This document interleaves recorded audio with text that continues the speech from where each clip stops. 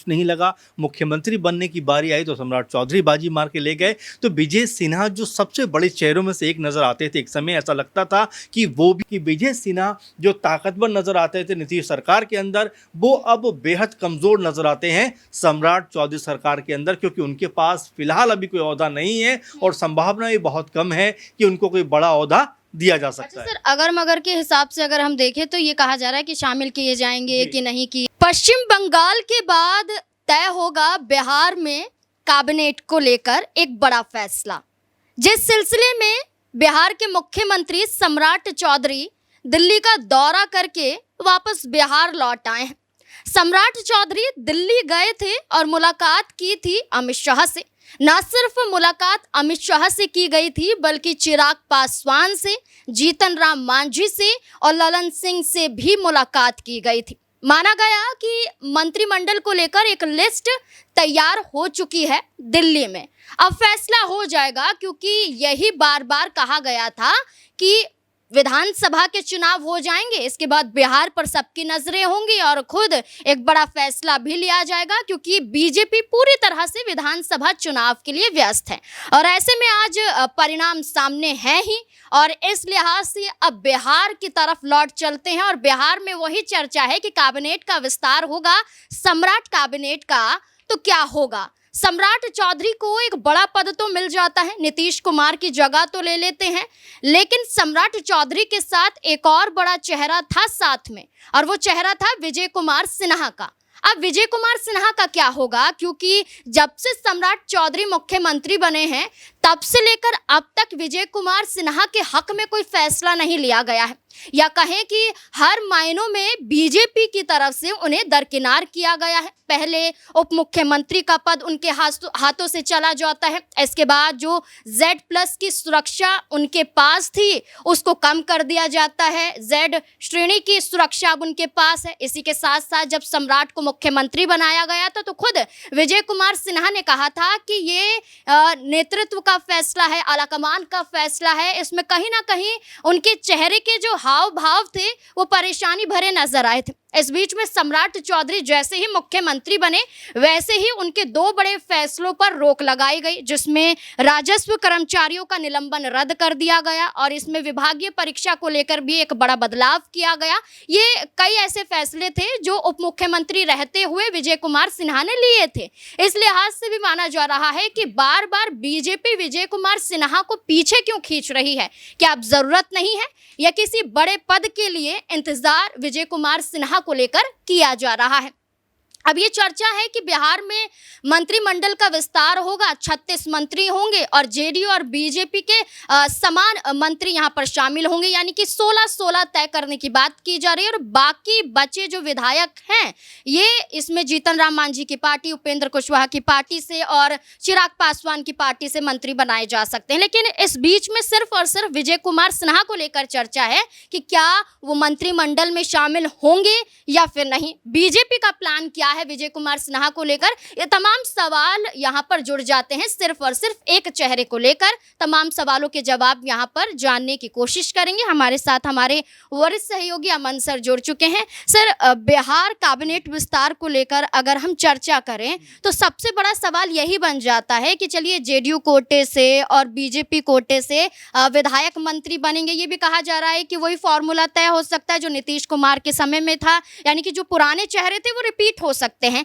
लेकिन क्या बीजेपी विजय कुमार सिन्हा को रिपीट करना चाहेगी? क्या ये चेहरा मंत्रिमंडल में शामिल हो सकता है? क्या लगता है जिस तरीके से निराशा हाथ लगी है? देखिए नाज़मीन, बिहार की राजनीति में जिस तरह के बदलाव हुए हैं, क्योंकि आप देखेंगे विजय सिन्हा जो उप मुख्यमंत्री थे अचानक उस फहरिस्त से गायब हो जाते हैं, क्योंकि जो दोनों डिप्टी सीएम बने वो जेडीयू खेमे के बन गए। अब यहाँ पर उनके हाथ कुछ नहीं लगा, मुख्यमंत्री बनने की बारी आई तो सम्राट चौधरी बाजी मार के ले गए। तो विजय सिन्हा जो सबसे बड़े चेहरों में से एक नज़र आते थे, एक समय ऐसा लगता था कि वो भी मुख्यमंत्री हो सकते हैं, क्योंकि आपको याद होगा कि जब मुख्यमंत्री बनने की चर्चा थी और बीजेपी के अंदर तमाम सारे नाम आ रहे थे, उनमें दो नाम मुख्य रूप से निकल के सामने आते थे, एक सम्राट चौधरी का और दूसरा जो नाम था वो विजय सिन्हा का था। तो अब यहाँ पर जो विजय सिन्हा मुख्यमंत्री पद की रेस में थे, उनसे उनका उप मुख्यमंत्री का जो पदभार था वो भी छीन लिया जाता है। अब यहाँ बड़ा सवाल जो बन के आता है सामने कि क्या वाकई में विजय जो सिन्हा हैं उनको लेकर बीजेपी कोई बड़ा प्लान कर रही है? अगर बड़ा प्लान कर रही होती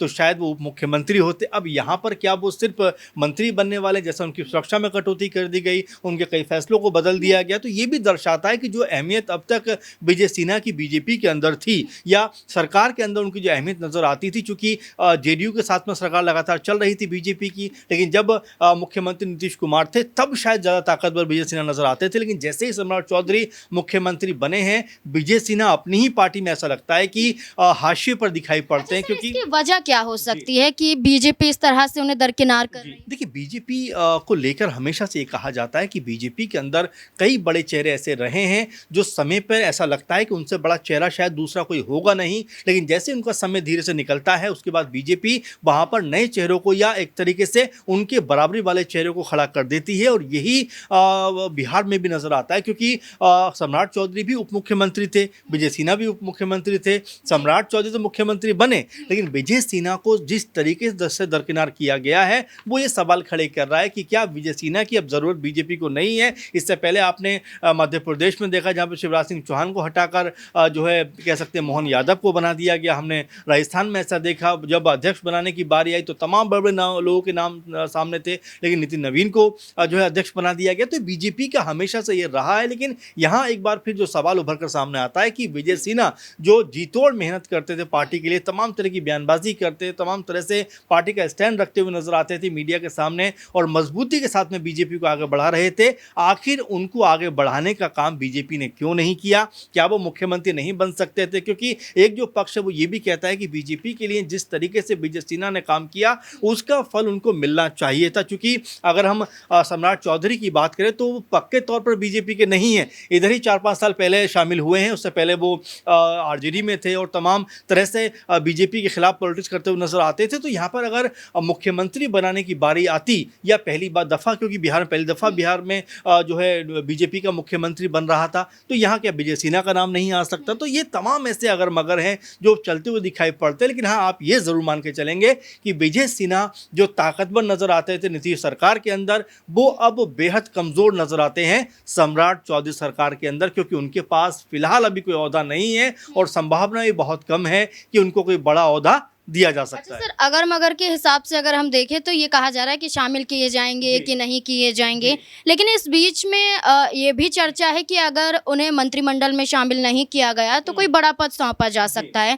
ये भी कहा जा रहा है कि बीजेपी बिहार में उन्हें अध्यक्ष भी बना सकती है, तो क्या ये भी मुमकिन हो सकता है? देखिए, बहुत सारी बातें हैं जो अभी अटकलबाजियों में चल रही हैं कि भाई ये ओहदा मिल जाएगा, वो ओहदा मिल जाएगा, तमाम बातें होंगी। लेकिन देखिए, जिस तरीके से सत्ता का समझौता हुआ है कि यहाँ पर बीजेपी की तरफ से पहले 2 डिप्टी सीएम हुआ करते थे, अब वो जेडीयू की तरफ शिफ्ट हो गए, मुख्यमंत्री पहले जेडीयू के हुआ करते थे, अब वो बीजेपी के हो गए। तो ऐसे में सबसे बड़ी हार अगर इसमें नजर आती है तो विजय सिन्हा की नजर आती है, क्योंकि आप देखेंगे कि जेडीयू के भी 2 उप मुख्यमंत्री मिल गए, वो भी कहीं ना कहीं चलो संतुष्ट हैं। लेकिन बीजेपी के अंदर अब सबसे बड़ी समस्या ये हो रही है कि सम्राट चौधरी, जिनको लेकर मैंने पहले भी आपसे बात की कि एक वर्ग नाखुश भी दिखाई पड़ता है कि भाई जितनी मेहनत विजय सिन्हा ने की है पार्टी को एस्टैब्लिश करने में या पार्टी को एक मकाम पर लेके जाने में, उतनी मेहनत सम्राट चौधरी की नजर नहीं आती। क्योंकि उनको ऐसा भी कहा जाता है कुछ एक साल ही बीजेपी में शामिल हुए हैं, लेकिन विजय सिन्हा एक लंबे समय से पार्टी को मजबूत करते चले आ रहे हैं, तो उनका वाजिब इनाम उनको मिलना चाहिए था। अब आप जैसे कह रहे हैं कि मंत्रिमंडल में कोई जगह मिलेगी क्या, उनको कोई बड़ा ओहदा मिल जाएगा क्या, देखिए ये क्या और ये सब संभावनाओं के बीच में विजय सिन्हा कहीं ना कहीं जिस तरीके से अपने आप को असहज महसूस कर रहे हैं, वो उनकी पॉलिटिकल ग्रोथ के लिए कहीं ना कहीं अवरोध जरूर। ये गलत नहीं होगा कि चलिए आपने सम्राट चौधरी को मुख्यमंत्री बना दिया, अभी सम्राट चौधरी के पास लगभग 29 विभाग माने जा रहे हैं कि अभी वो ये संभाल रहे हैं। इस बीच में कहें तो बड़ा विभाग भी तो विजय कुमार सिन्हा को दिया जा सकता है, गृह विभाग यहाँ पर आप उन्हें सौंप सकते हैं, क्योंकि आपने हर जगह से उन्हें हटा दिया है, लेकिन ये बड़ा विभाग देके कहीं ना कहीं उनको खुश जरूर कर सकते हैं। देखिए, खुश करने की ज़रूरत भी बीजेपी को महसूस ज़रूर होनी चाहिए, क्योंकि विजय सिन्हा वो चेहरे हैं जिन्होंने बीजेपी को बिहार के अंदर न सिर्फ मजबूत किया है, बल्कि बीजेपी को लेकर जिस तरह से ग्रोथ बीजेपी की दिखाई पड़ी है, आज सरकार में अपने मुख्यमंत्री के साथ में बीजेपी खड़ी है, तो ऐसे में विजय सिन्हा जैसे नेताओं की महत्वपूर्ण भूमिका है। अब ऐसे में क्या, जिस तरह से आपने कहा गृह मंत्रालय उनको दिया जा सकता है, वित्त मंत्रालय उनको दिया जा सकता है, लेकिन क्या उस कद के नेता के लिए ये पद बहुत ज़्यादा मायने रखेंगे जो मुख्यमंत्री की रेस में कहने के नजर आता हो? तो कुल मिलाकर विजय सिन्हा को लेकर ये कहा जा रहा है कि बहुत ज़्यादा अंदर से वो खुश नहीं है, और जैसा टीवी पे उनके लगातार हमने कई सारे इंटरव्यू भी देखे, कई सारी जगह बाइट देते हुए नजर आए, तो वो चेहरे पे वो उत्साह और खुशी का माहौल नजर नहीं आया जो अब तक नजर आता था। तो ये तमाम ऐसे पहलू हैं जो विजय सिन्हा को लेकर नजर आते हैं। अब ऐसे में बीजेपी की मंशा क्या है वो देखना होगा, और साथ में विजय सिन्हा अगर उनको मंत्रिमंडल में शामिल किया जाता है और क्या पद उनको दिया जाता है, क्या मंत्रालय उनको दिया जाता है, और क्या इससे वो संतुष्ट होते हैं, इन तमाम चीज़ों पर गौर करना होगा। क्योंकि विजय सिन्हा फिलहाल तो खामोश है, और देखिए खामोशी जो है बहुत बड़े तूफान का संकेत कहने के नजर आती है। तो क्या विजय सिन्हा सोच रहे हैं, ये आने वाले दिनों में पता लगेगा, लेकिन फिलहाल जो कद बीजेपी के अंदर विजय सिन्हा का था उसको कम जरूर किया गया। बिल्कुल, यहाँ सिर्फ विजय कुमार सिन्हा ही नहीं, क्योंकि ये कहा जा रहा है कि अगर कैबिनेट विस्तार होगा तो जेडीयू खेमे से 16 विधायक मंत्री बन सकते हैं, बीजेपी खेमे से 16 विधायक मंत्री बन सकते हैं, टोटल यहाँ पर 32 विधायक हो जाएंगे जो मंत्री बनेंगे। अगर 36 की बात की जा रही है तो 4 यहाँ पर बच जाते हैं, तो इसमें एक एक करके 2 यहाँ पर आप ये देख सकते हैं चिराग पासवान की पार्टी है, उनमें से क्या 2 विधायकों को मंत्री बनाया जाएगा, जीतन राम मांझी की पार्टी से क्या 1 विधायक को मंत्री बनाया जाएगा, क्या उनके बेटे खुद यहाँ पर बन पाएंगे, वहीं उपेंद्र कुशवाहा के बेटे को लेकर भी वही सवाल है। इस बीच में ये कहा जा रहा है कि विजय कुमार सिन्हा का चेहरा कोई छोटा मोटा चेहरा नहीं है, आरएसएस से निकला हुआ एक बड़ा चेहरा है, 4 बार के विधायक है, नीतीश कुमार में बड़े विभागों को संभाल चुके हैं, मंत्री रह चुके हैं, और साथ ही साथ अध्यक्ष पद की भी जिम्मेदारी को संभाल चुके हैं। अब बीजेपी में इस वक्त उन्हें दरकिनार किया जा रहा है, और इसके पीछे की जो बड़ी वजह हो सकती है ये खुद बीजेपी जान सकती है कि क्या विजय कुमार सिन्हा बीजेपी को नुकसान पहुंचा रहे थे, क्या विपक्ष को फायदा पहुंचा रहे थे। ऐसे कई बड़े सवाल यहां पर खड़े हो जाते हैं। तो अब देखिए कैबिनेट का विस्तार होना है, अब से कुछ ही दिनों में हो ही जाएगा। आपको क्या लगता है, विजय कुमार सिन्हा को जगह मिलेगी या फिर नहीं मिलेगी? अगर नहीं मिलती है तब क्या होगा? तमाम मुद्दों को लेकर आपकी क्या राय है, अपनी राय कमेंट सेक्शन में जरूर दें।